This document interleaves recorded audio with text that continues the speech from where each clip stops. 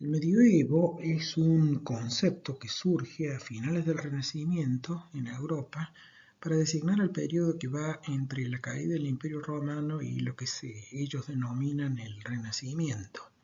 Y se traslada luego ese concepto también para interpretar la cultura islámica en más o menos el mismo periodo. Bueno, comencemos viendo lo que es la propagación de la cultura islámica.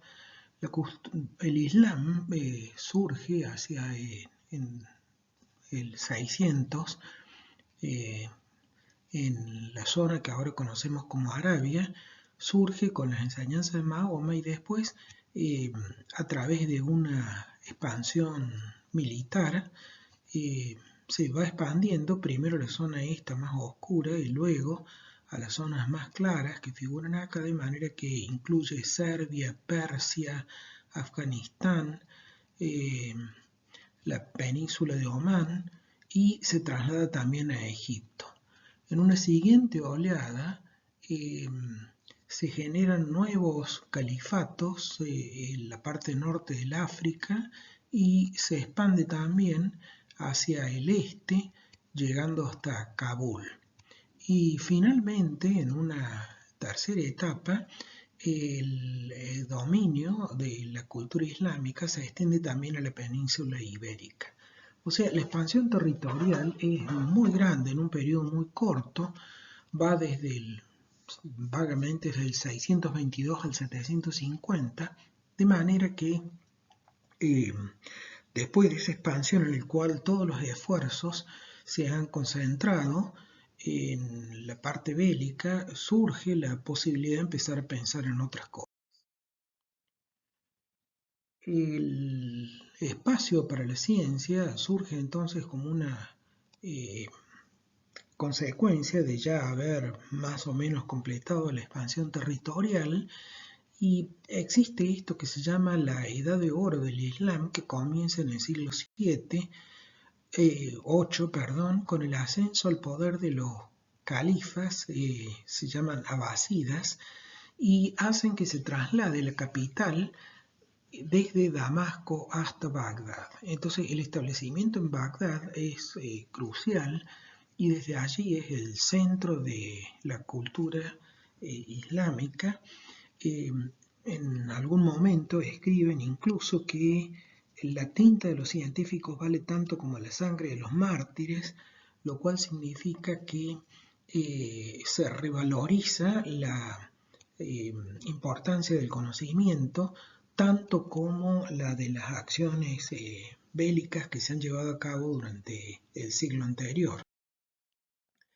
Esta edad de oro del Islam tiene algunas características. Para empezar, el conocimiento que se genera está orientado, o ellos pretenden que esté orientado hacia la práctica.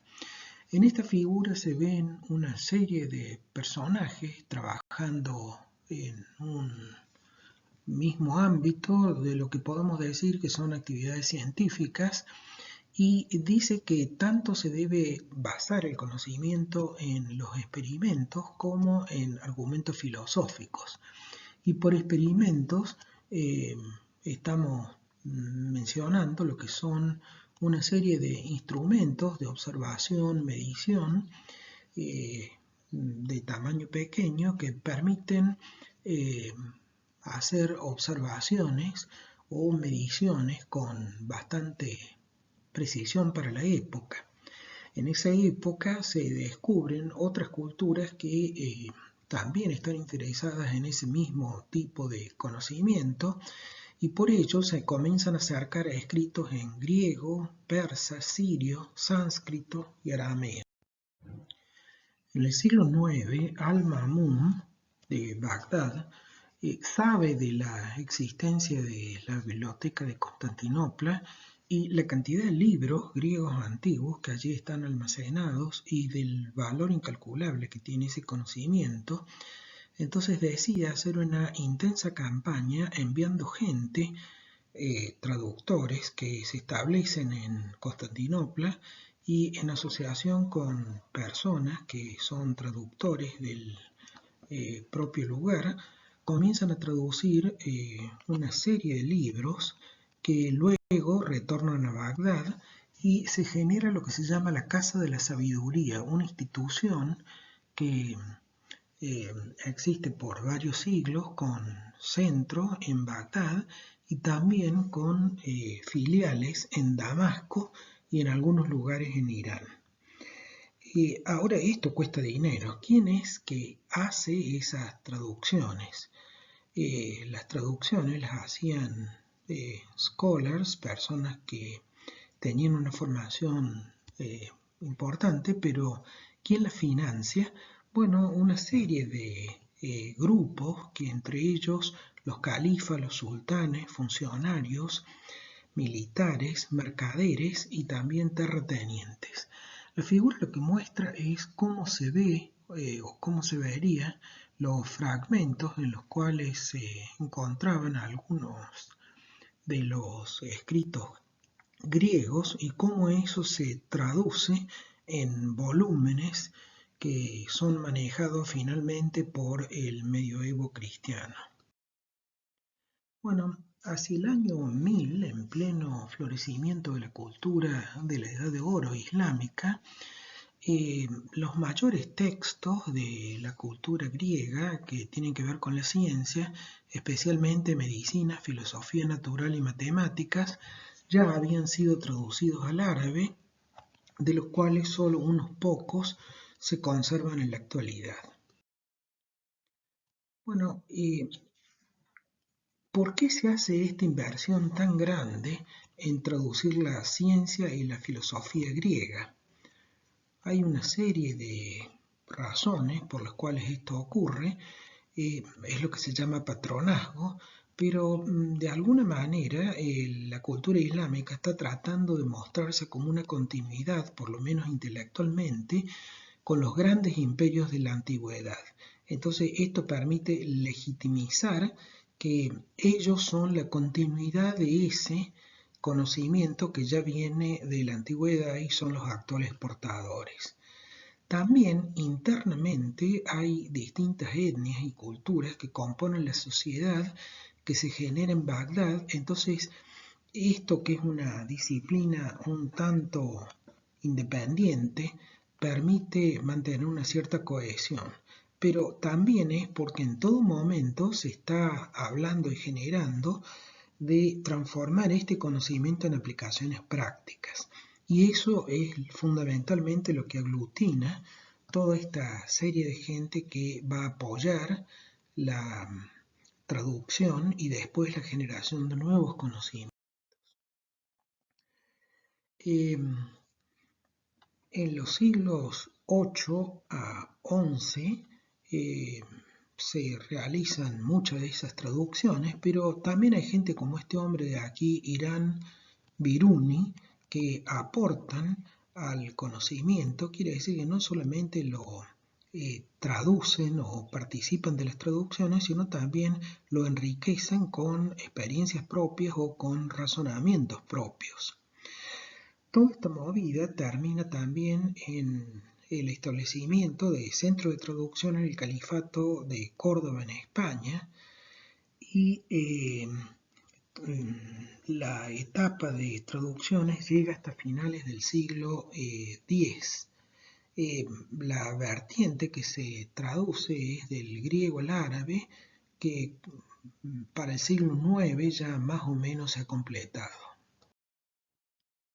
Esta es la ruta de traducciones. Si ponemos centro en Bizancio, que es, digamos, Constantinopla, o sea, la actual Estambul, desde allí los textos se mueven hasta Irán, hasta Bagdad y hasta Siria, y desde Bagdad mismo tiene incidencia en que se transfieren algunos hasta la India, y luego estas traducciones pasan y se enriquecen en Alejandría, en el norte de Egipto, circula toda la vertiente de traducciones por el norte del África y se establece finalmente en la península ibérica en dos lugares, uno es Córdoba y el otro es Toledo. Entonces, en determinado momento, el centro de las traducciones son estas ciudades de la península ibérica. Ahora, también se genera un interés fuera de lo que es el imperio islámico, proveniente de Londres, París y otros lugares que se acercan hasta Toledo porque es un lugar tolerante y donde se ha establecido una eh, constante centro de traducciones de científicos griegos. Bueno, no solamente tenemos que pensar en lo que son traducciones, sino también el enriquecimiento que se hace de eso que se traduce, que en la actualidad se está recuperando. En los países árabes actualmente hay mucha gente que está estudiando estas contribuciones tempranas y trata de rescatar quiénes fueron los autores más importantes de la Edad de Oro del Islam. Y cercano a mis intereses está lo que se llama la ciencia de las pesas y uno de los eh, más notables científicos de la época es Al-Isfisari, quienes siguen una metodología tomada de Grecia, principalmente de Aristóteles, aunque para poder hacer más trabajo cuantitativo deben recurrir a la escuela de Alejandría. ¿Cómo se materializa esas contribuciones? Bueno, se materializan por medio de teoremas y enunciados y las demostraciones son fundamentalmente por vía geométrica. Lo que es la ciencia de las pesas, que ahora veremos un poco más en detalle, corresponde a los temas actuales de estáticas. Y también hay gente que no solamente traduce y desarrolla, sino hay también quienes divulgan estas disciplinas. Voy a tomar uno de estos scholars del medioevo islámico, que es Al-Hasini. Lo que ven aquí sobre la izquierda es un manual actual en el cual se trata de divulgar digamos, las personas de los científicos de la Edad de Oro del Islam y una de las principales contribuciones de Al-Hasini fue lo que se llama la balanza de la sabiduría, que se ha reproducido más o menos recientemente en Alemania.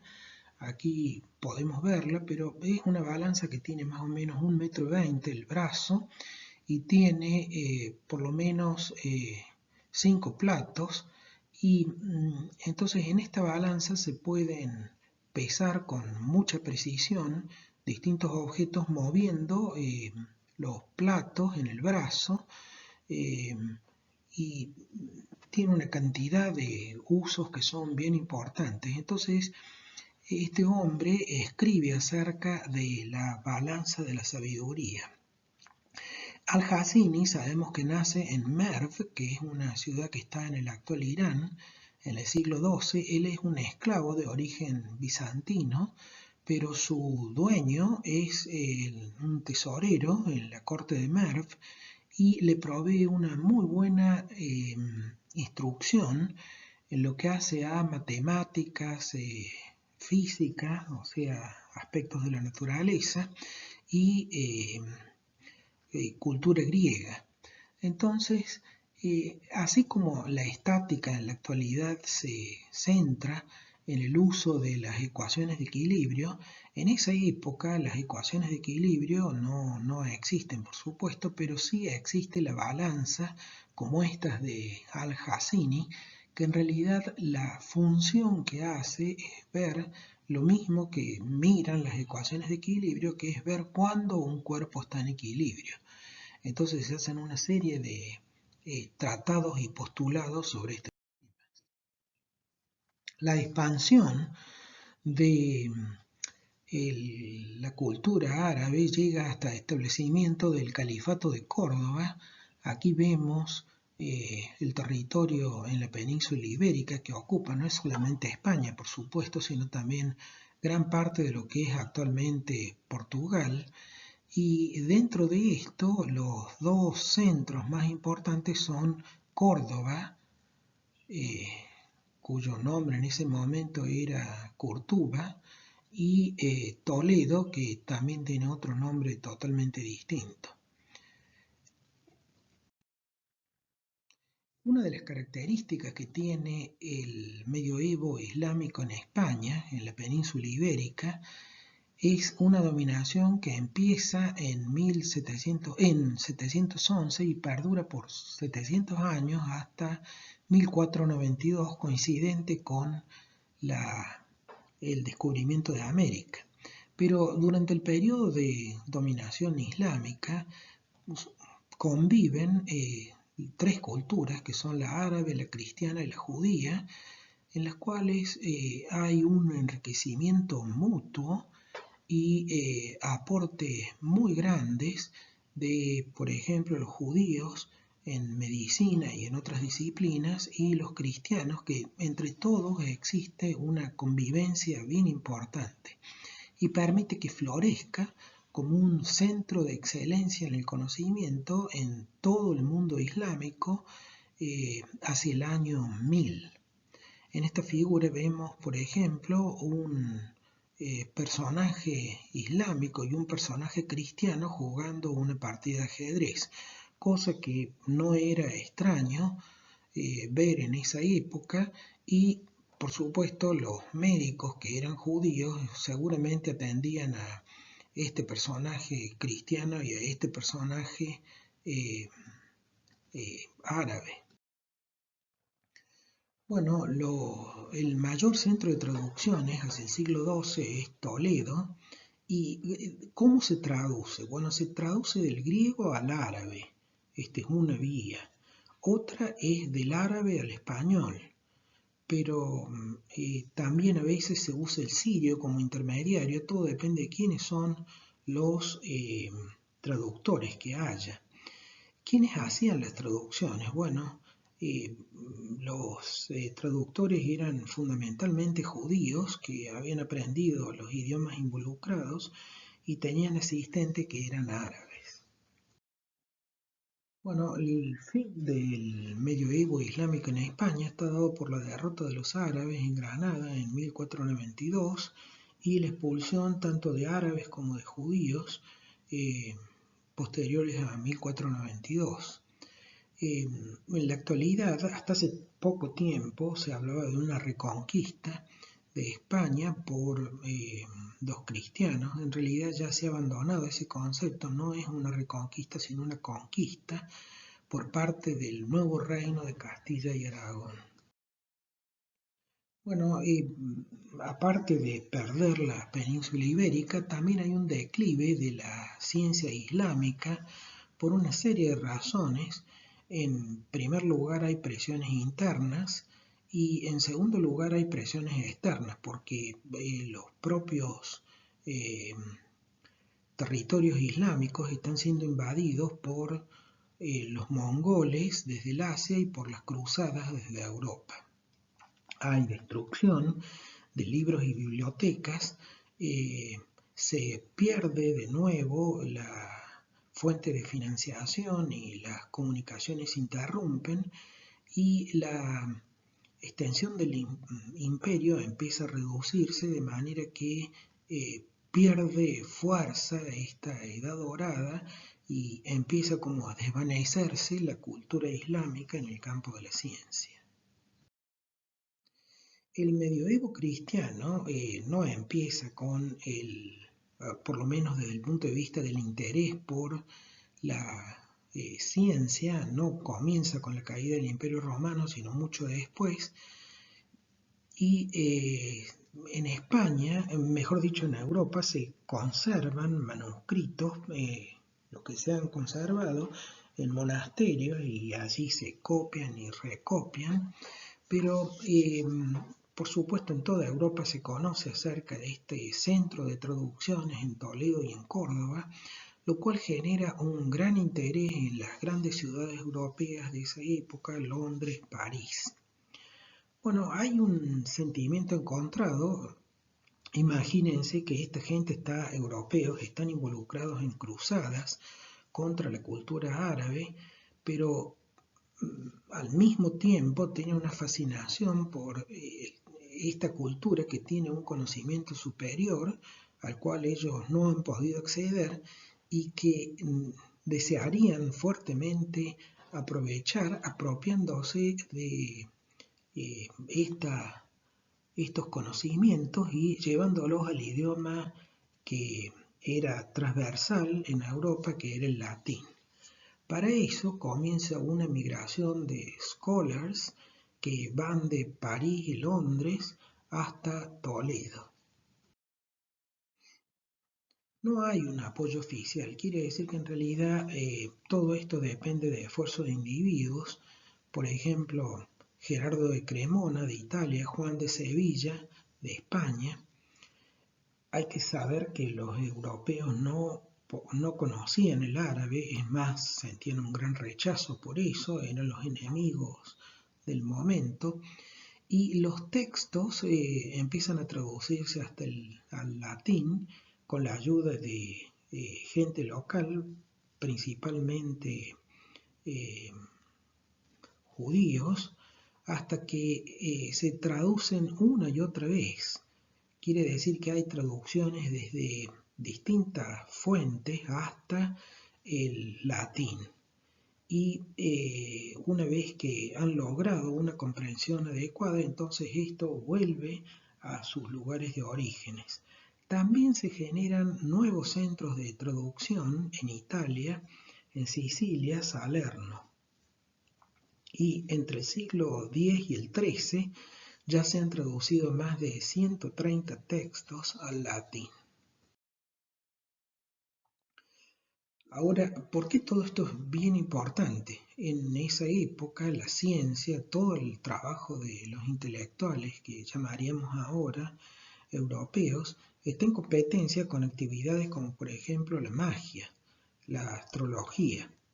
Entonces la magia intenta conocer y dominar el mundo a través de palabras, imágenes, signos, lo cual en esa época no eran cosas menores, sino que era una competencia muy fuerte.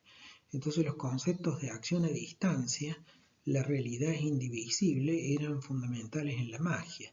Entonces, las otras corrientes de pensamiento, más volcadas a lo científico, reciben un impulso notable por parte de estas traducciones generadas de los centros que provenían de Toledo y Córdoba, de manera que ahora están en una posición mucho mejor para competir contra sus adversarios como la magia. Se generan universidades, hacia 1200 se crean universidades en Bolonia, París, Oxford, Cambridge, y logran institucionalizar el conocimiento. ¿Cuáles son los textos que se usan? Fundamentalmente textos griegos. En todo lo posible, como están en la época de las cruzadas, evitan siquiera mencionar el origen árabe por el cual ellos han heredado estos textos, y se establece una fuertísima influencia de Aristóteles y al mismo tiempo una doble relación con él. Por una parte se genera un rechazo por parte de la Iglesia y de autoridades, y por otra parte los propios intelectuales eh, utilizan las enseñanzas de Aristóteles en todo momento. Vamos a ver a algunos de los pensadores de esta época. Giordano de Nemore es quizás uno de los más interesantes, por lo menos que se conocen en la actualidad. No sabemos absolutamente nada de su vida, sabemos la época en que vivió entre los siglos XII y XIII por los textos que se han recuperado de este personaje, unos 12 libros, que se han recuperado a través de copias de esos libros, copias de copias. Entonces, ¿en qué forma está escrito esto? Bueno, teoremas, enunciados que se demuestran, y las demostraciones son de tipo geométrico. Se ha especulado mucho ideológicamente sobre el trabajo de Jordanos, no sobre lo que él hizo, sino sobre cómo se interpreta lo que Giordano contribuyó. Bueno, esto es un texto, un ejemplo de cómo escribía este señor. Y vamos a pasar ahora al conocimiento práctico que hay en la época, que es el que permite, por ejemplo, la construcción de obras de arquitectura religiosa, fundamentalmente iglesias, catedrales, lo cual requería de esfuerzos técnicos importantísimos. Entonces, esta es una maqueta, era la vía por la cual se hacían estas catedrales. Primero se construyó una maqueta en madera y luego se pensaba que si, como el problema entendían que era geométrico, si esto funcionaba a nivel de la maqueta, iba a funcionar a nivel de la construcción completa. La forma en la cual los constructores de catedrales sistematizaban el conocimiento era a través de unos libritos que eran un recetario con un sistema de reglas en los cuales estaban mezclados tanto aspectos técnicos como aspectos de... Bueno, por último, para cerrar esto, quisiera mencionar los viajeros durante el medioevo, que es una actividad que empieza a generarse y permite un intercambio entre distintas eh, culturas. Marco Polo en 1271 tiene 17 años y se une a la expedición que sale de Venecia, que está liderada por su padre y su tío, con destino a la corte del Kublai Khan en la China. Llega a la actual Hangzhou y los tres regresan después de 24 años, en 1295, a Venecia. Pero no solamente ocurre eso con el veneciano, sino también Ibn Battuta, nacido en Tánger, en el norte del África, en 1304, es descendiente de Beri, estudia la ley islámica sunita siguiendo la tradición de su familia. En el 1325 inicia el primero de sus varios viajes que incluyen la Meca, Constantinopla en 1330, Delhi en 1334, se desempeña allí como juez en la corte del sultán, Ceilán, Maldivas, Fez en 1354, lo ubicamos en Alepo en 1348 y finalmente en la China llega desde el sur a Guangzhou y Hangzhou. Bueno, no solamente circulan desde el oeste hacia el este, sino también del este hacia el oeste. Zheng He, un almirante chino, viaja al frente de una flota en 7 expediciones entre 1405 y 1433 y llega al Oriente Medio y al este del África. Eso hace que se comience a internacionalizar y globalizar de alguna manera los conocimientos de que el mundo existe más allá de los conflictos locales y surge el interés por ver qué es lo que ocurre en otros lugares.